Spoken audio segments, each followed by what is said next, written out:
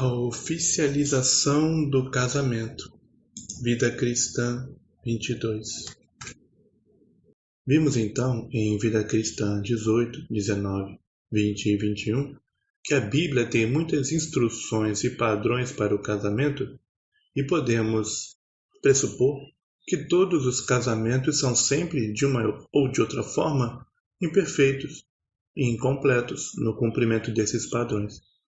Mas uma pergunta deve ser feita: qual desses padrões para o casamento é o essencial, que o torna realmente casamento de fato?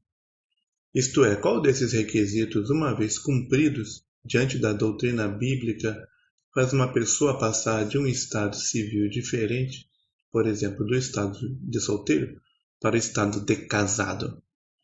Na lista que vimos anteriormente, defenderemos a tese que é fazer uma aliança pública de casamento perante a sociedade em que vivem, contendo uma promessa de união vitalícia. Que é uma aliança porque é um pacto, um contrato, um compromisso oficial firmado entre ambos, publicamente e socialmente.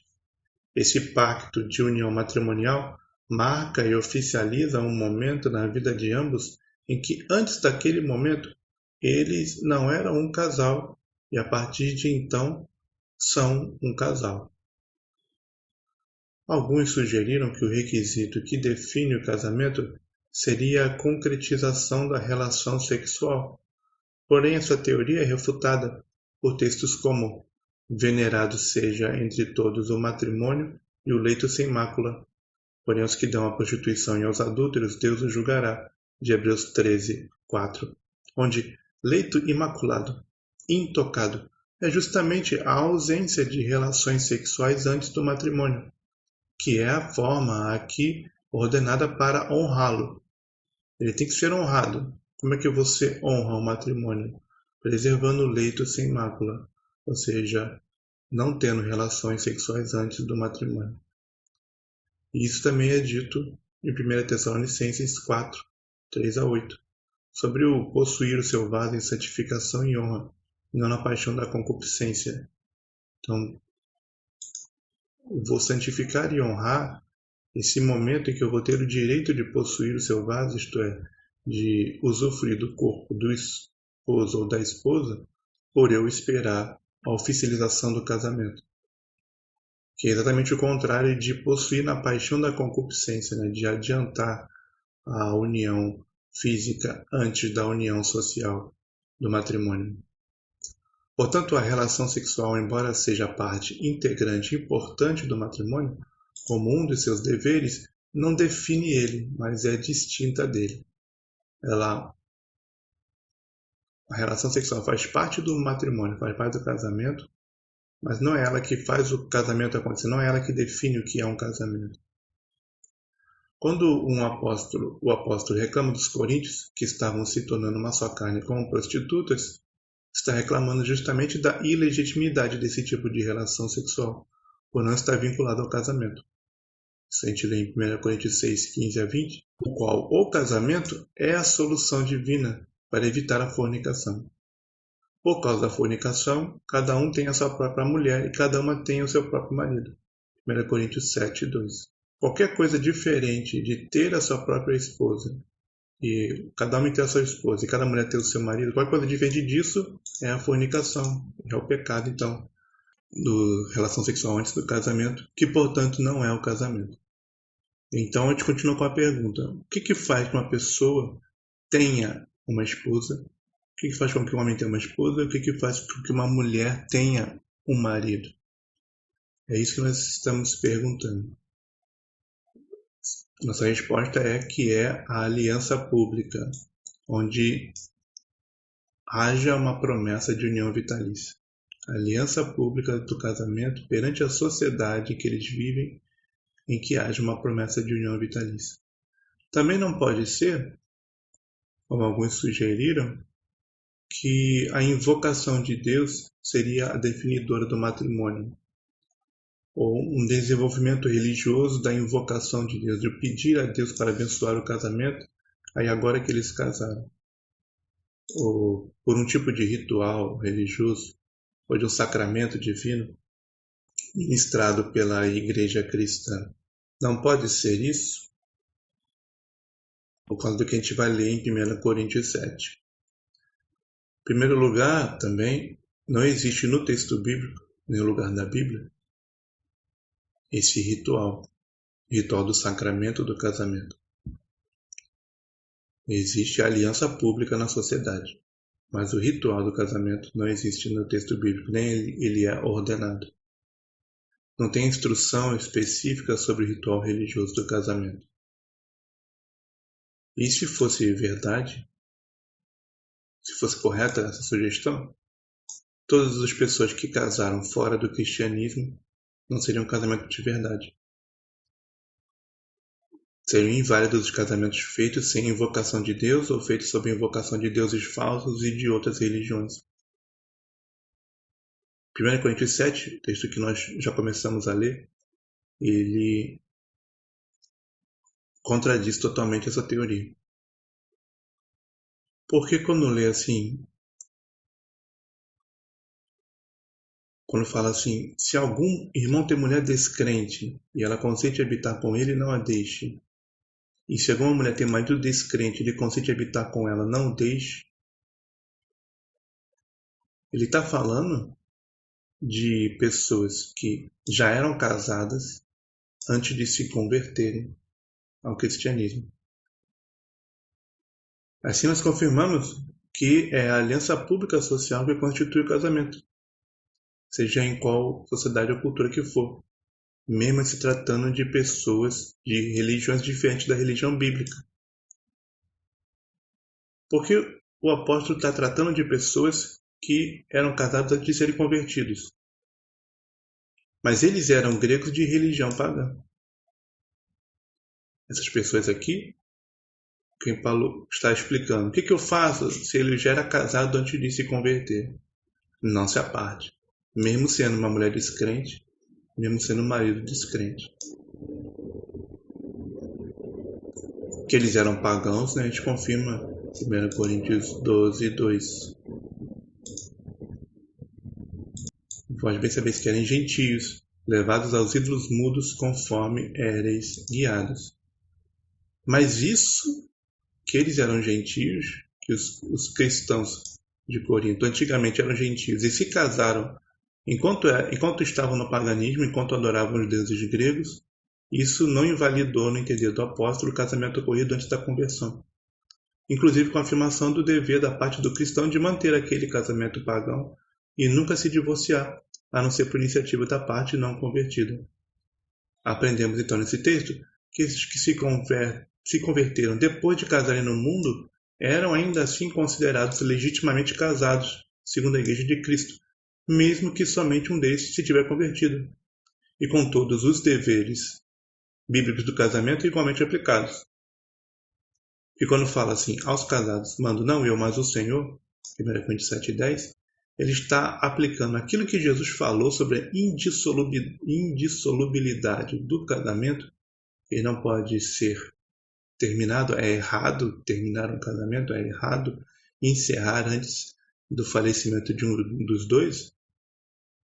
Aquilo que Jesus falou valia para eles também, mesmo sendo um casamento pagão. Quando Jesus disse, desde o princípio da criação, Deus os fez macho e fêmea, por isso deixará o homem seu pai e sua mãe e unir-se-á a sua mulher, e serão os dois uma só carne, e assim já não serão dois mais uma só carne. Portanto, que Deus ajuntou não separe o homem. E esta palavra de Jesus, quando fala assim, mando não eu, mas o Senhor, que não se aparte, ela está sendo aplicada por Paulo aos gentios que casaram ainda no paganismo, ainda na religião politeísta na Grécia. Portanto, não é o ritual cristão do casamento, não é a invocação cristã, não é a oração ao Deus cristão que faz um casamento ser casamento. Não é essa a essência, já que Paulo está em 1 Coríntios 7 reconhecendo os casamentos dos pagãos. Lembramos que nessa passagem de Marcos 10, o Senhor Jesus confirma que a instituição do casamento foi criada no Éden.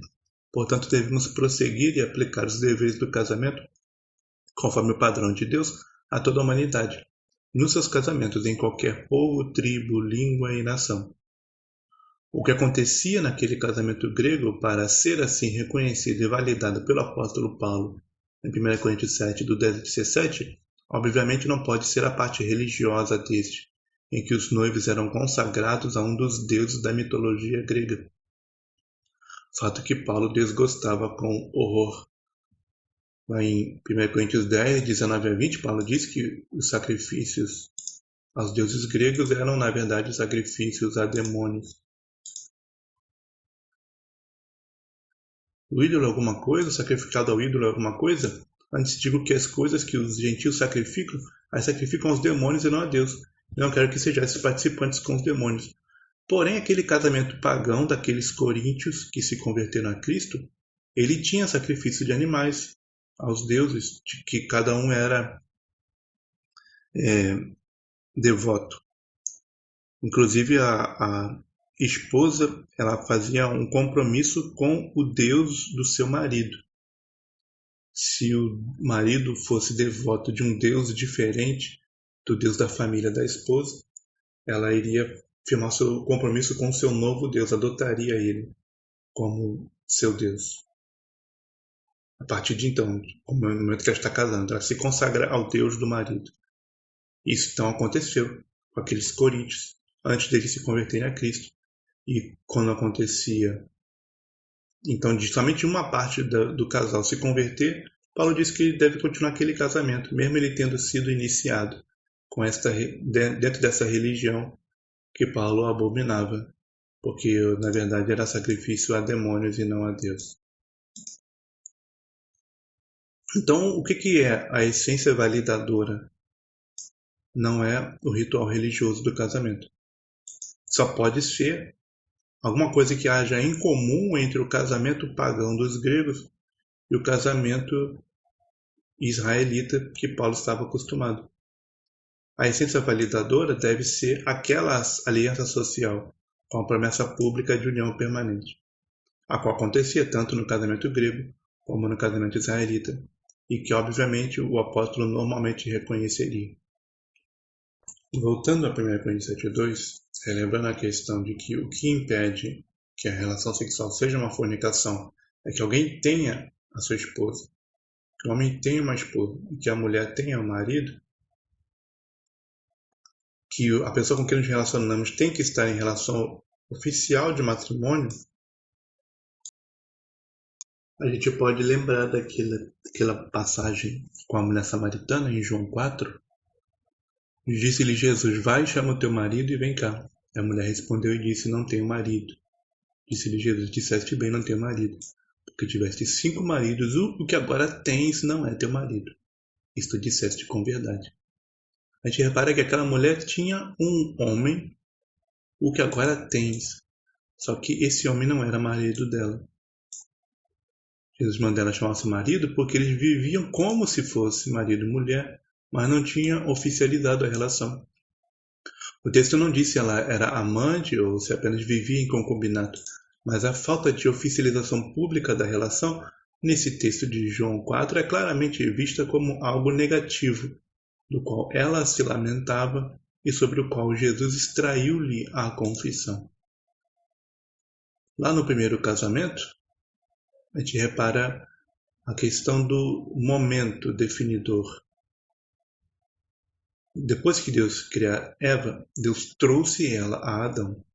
E então Adão declarou: esta é agora osso dos meus ossos e carne da minha carne. Importante essa palavra aqui, esta é agora. Porque ela marca esse momento do casamento que acontece quando Deus entrega Eva a Adão. Embora Deus tivesse criado Eva já com a intenção dela ser a esposa de Adão, ela não se tornou sua esposa até que Deus a tivesse entregado. Há um período de tempo, embora seja curto, entre a criação de Eva e o casamento de Eva, durante o qual ambos ainda não estavam casados.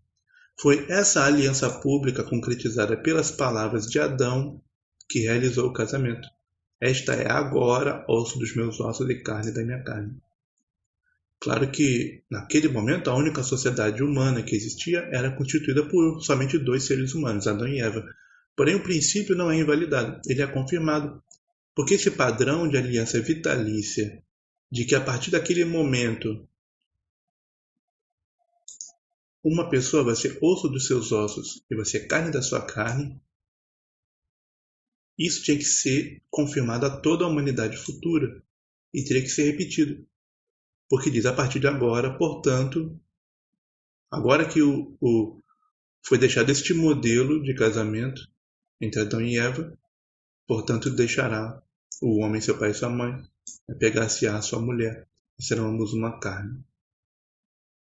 Aqui, esse portanto diz, então, portanto, o resto da humanidade tem que repetir este modelo de uma união vitalícia, de tal forma, de tal intensidade, de tal compromisso, seja considerado como osso dos seus ossos e carne da sua carne. Gênesis 2:23. O restante da humanidade deverá seguir esse padrão. O casal formado terá que ser entregue um ao outro, publicamente, para a partir daquele momento ser considerado um casal. Jeremias 29:6 também fala exatamente. No mesmo momento em que há uma participação da família, das famílias naquela união, entregando os filhos para formarem uma nova família. Jeremias 29:6. Tomai mulheres, gerai filhos e filhas, tomai mulheres para vossos filhos, dai vossas filhas a maridos. Então, esses filhos aqui, essas mulheres, esses homens que estão contraindo matrimônio, esse momento ele tem que ser pontuado, ele tem que ser publicizado e ele tem a participação das famílias fazendo isso, tomando mulheres para seus filhos e dando suas filhas a maridos. Confirmando então a necessidade de uma oficialização da relação. Em cada geração humana que o indivíduo vai deixar a família onde nasceu, formará uma nova família ao encontrar o seu cônjuge, aliando-se vitaliciamente com ele. A permanência desse vínculo pelo resto da vida é incluída no sentido da declaração: esta é agora osso dos meus ossos e carne da minha carne, de Gênesis 2:23. Pois já que se uniram num novo organismo, ambos serão uma carne, que lhes fez carne da sua carne, enquanto tal carne tiver vida, a união deve persistir. Um eventual divórcio seria traumático, tão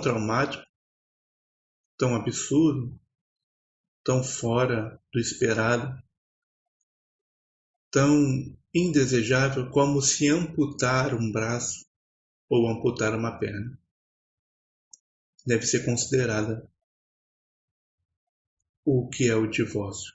É como se você cortar um braço ou cortar uma perna, já que eles se uniram numa união vitalícia e se tornaram ambos uma só carne. Porém, para nós definirmos qual é o ato concreto, inaugural, oficializador do casamento, se a gente for procurar algum que possa ser universalizado, encontrado em todas as sociedades, culturas, povos e tempos, para marcar o tempo, o momento em que o casamento começou, seja reconhecível tanto secularmente como eclesiologicamente, não creio que encontraríamos numa forma externa de rituais, cerimônias, documentos, assinaturas. Não é o caso de eu encontrar um documento, uma assinatura, um ritual, uma cerimônia, um símbolo que seja, que possa ser universalizado para toda a humanidade. Como nós desejamos encontrar essa essência que estabelece o que é um casamento, que o casamento começou, que o casamento aconteceu, não pode ser essas coisas, porque essas coisas variam enormemente. Dentro do mesmo povo, elas variam. E dentro do tempo, elas variam. Quanto mais comparando-se vários povos diferentes, várias culturas diferentes, nações diferentes, é quase infinita a variedade, como os atos ritualísticos simbólicos do casamento ocorrem na diversidade das culturas humanas. Mas tem uma coisa que ali acontece, que pode ser universalizada, como padrão para todas as culturas, é a aliança pública contendo promessa de união permanente. Em público, eles prometem união permanente. É isso. Essa é a essência. E assim, inclusive, se estabelece moralmente, de forma universal, a oficialização do casamento e do seu dever de preservação, pela promessa pública que os noivos fizeram, a qual constitui a aliança social do casamento. A essência mesmo da aliança é a promessa. Fizeram promessa em público diante de suas famílias, diante de seus amigos, diante da sociedade, diante dos juízes da sociedade, diante dos oficiais daquela sociedade. Eles prometeram uma união permanente. Prometeram um ao outro e prometeram à sociedade. Após ter sido feita, estabelece os direitos e deveres próprios do casamento para ambos, conforme seus compromissos mútuos firmados publicamente. Pois a preservação da união matrimonial vira, universalmente falando, uma questão de simples cumprimento da promessa contida na declaração pública do casal, feita na presença de testemunhas familiares e cidadãos próximos. Então aqui dá para universalizar a essência do casamento no tocante à sua oficialização. Como? Simplesmente cobrando que as pessoas cumpram o que elas prometeram ali em público. E aí, então, eu tenho um dever moral que eu posso cobrar em qualquer cultura. Eles fizeram uma promessa pública de união vitalícia, cumpram a promessa. É isso. Independente da religião, da filosofia, da ideologia da pessoa, ela tem uma promessa ali a ser cumprida. Então a aliança precisa ser pública tanto para que o casal usufrua dos seus direitos perante a sociedade, como seja cobrado dos seus deveres. Para que os outros membros da sociedade em volta do casal respeitem e reconheçam a relação que ocorre entre ambos. Tal fato não pode acontecer, ou seja, ele tem o direito de usufruir das coisas próprias do casamento diante da sociedade. A sociedade também o cobrar quando ele não cumprir seus deveres de casamento. E a sociedade respeitar e reconhecer a relação, nada disso pode acontecer se a aliança for uma questão particular e secreta. Então eles entre si juraram um ao outro. Não adianta. Eles têm que jurar em público, para a sociedade, oficialmente, para que a sociedade os reconheça e eles dentro da sociedade usufruam dos seus direitos e sejam cobrados dos seus deveres. Se for uma coisa particular entre o casal, não vale nada. A aliança particular, ela não será respeitada nem reconhecida pela sociedade, já que a sociedade a desconhece e a sociedade não conheceu os termos da aliança. Eles precisam declarar e oficializar perante a sociedade. Te lembra, por exemplo, os textos bíblicos sobre Abraão e Isaac, quais são os problemas que eles tiveram ao negar que eram casados com suas esposas, no livro de Gênesis, capítulos 12, capítulo 20 e capítulo 26. Como consequência da publicidade necessária, torna necessária uma legalização conforme as regras da sociedade em que o casal vive, para que naquela sociedade seus direitos e deveres do casal sejam reconhecidos. Aquela sociedade, obviamente, tem as suas regras sobre o casamento. E como uma consequência natural dele ter legalizado, de ter oficializado diante da sociedade, ele deverá cumprir as regras daquela sociedade sobre casamento, para que seus direitos e deveres de casal sejam reconhecidos. No texto bíblico, isso aparece na expressão de que a mulher casada está ligada pela lei a seu marido. 1 Coríntios 7, 39.